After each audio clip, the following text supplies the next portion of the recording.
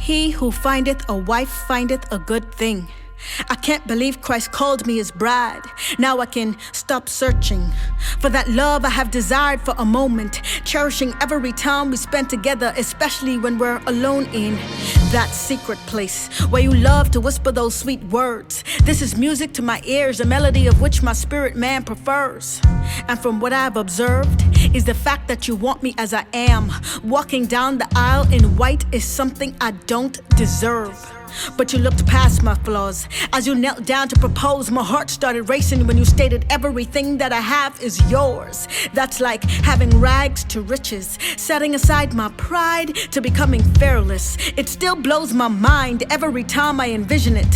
What I love about you most is everything you start, you tend to finish it. So the only one to back down from this proposal is me. And I don't have a reason to depart ways because I know this is love that I feel. Don't mean to get sentimental, but this is just me keeping it real. You know me, excitement filled the air when I cried yes, wondering how will it all get done, the hair, the nails, and most importantly the dress. Then you sat me down asking Shay, who are you trying to impress? Lord, you've seen the good, the bad, and the ugly. Therefore I can come as I am because change is more of a process. I can't lie, from I met you, I too have been making progress.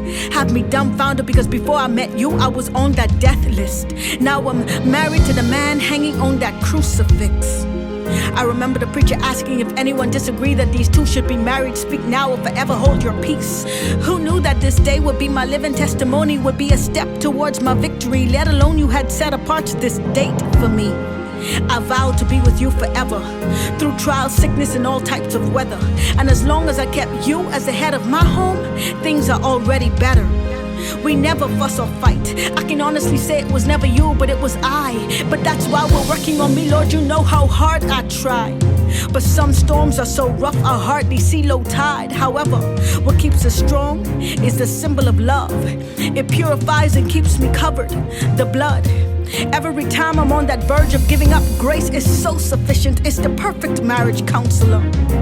As for us as a union, our bond is unbreakable. The foundation for this relationship is faith towards the unseen, knowing that you are able, recognizing that you're beyond capable. Regardless of what the enemy tries to say, I must know my man and remain faithful.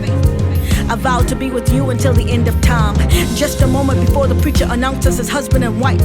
Now what people see is a new creature of which they cannot describe. However, I can sum it all up for those who's curious. Allow me to introduce myself. I am the bride of Christ. But if I can be honest, many days I struggle with being your bride. Pressure be tall, yo, when I start viewing myself through your eyes. For your perception of perfection was from the inception of my life. But somehow I allowed rejection to be the direct reflection of my expressions, and I don't know why. I know you were searching for a bride, one to call your own. A good thing that represents favor is what I was shown in your word. But my insecurities have me trapped many times, acting as a blockage to the unknown. See, many times I got in my own way. And though I never learned proper communication, somehow I learned to rely heavily on the gift of prayer, not knowing exactly what to say. But my groom, you have been so patient with me. I've grown to love you more because you allowed me to be 100% Shay. I've learned the art of turning my weeping into worship, the broken promises into praise. In all things I learned the heart of thanksgiving. For my heart many days never wanted to give thanks, but intercession made me open and transparent, daily relieving of self-insufficiencies while sufficiently relying on my source, who happens to be my helpmate.